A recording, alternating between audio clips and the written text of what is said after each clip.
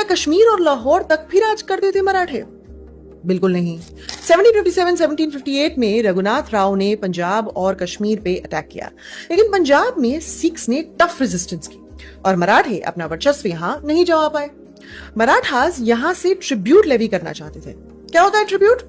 Tribute एक हारा हुआ राजा या एक सबऑर्डिनेट राजा जीते हुए राजा को देता है ताकि हारा हुआ राजा अपना किंगडम अपने पास रख सके, उसे अपनी मर्जी से एडमिनिस्टर कर सके, वहां से टैक्सेस ले सके। जीते हुए राजा को मिलता था सालाना ट्रिब्यूट, जो कि किसी कॉन्ट्रैक्ट या ट्रीटी से फिक्स्ड होता था। तो एक ट्रिब्यूटरी स्टेट यानी ट्रिब्यूट देने वाले एरिया को जीता हुआ राजा डायरेक्टली कंट्रोल नहीं करता था, टैक्सेस नहीं लगा पाता था। ये यूजुअली तब लगाया जाता था जब जीता हुआ राजा उस एरिया से दूर हो और उसके लिए इस एरिया को एडमिनिस्टर करना मुश्किल हो, और इसी का फायदा उठाते थे हारे हुए राजा। जैसे ही जीता हुआ राजा लड़ाई जीतकर ट्रिब्यूट तय करके अपनी टेरिटरी रवाना हो जाता था, तब अक्सर हारा हुआ राजा ट्रिब्यूट नहीं देता था।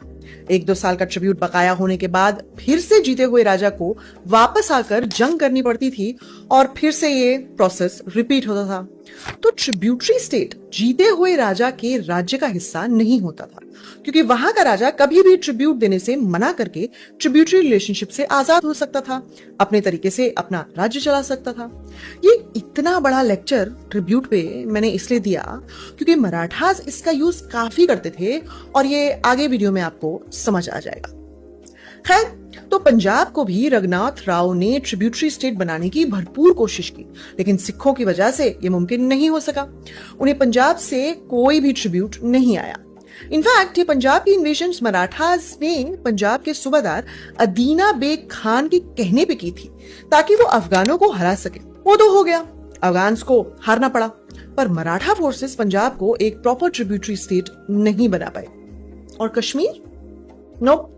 पानीपत की 1761 वाली लड़ाई के बाद जब अब्दाली ने मराठास को हरा दिया था, तब हारे हुए मराठा सोल्जर्स जम्मू में ही रिटायर हो गए और वहीं बस गए। मराठों ने कभी भी जम्मू और कश्मीर पे कब्जा नहीं किया, तो दोनों पंजाब और जे.एंड.के इस मैप का हिस्सा नहीं थे। और दिल्ली?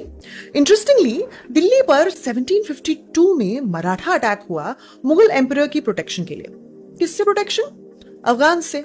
मराठा और अफगान्स में फाइट हुई, अफगान्स को खदेड़ा गया और मुगल बादशाह के साथ ट्रीटी हुई जहां मराठास मुगल बादशाह के रक्षक बन गए दिल्ली से ट्रिब्यूट लेने के लिए।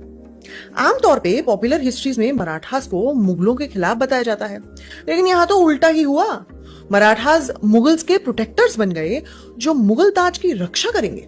और अगले 2 साल तक 1755 तक दिल्ली और उसके आसपास के एरियाज में मराठों ने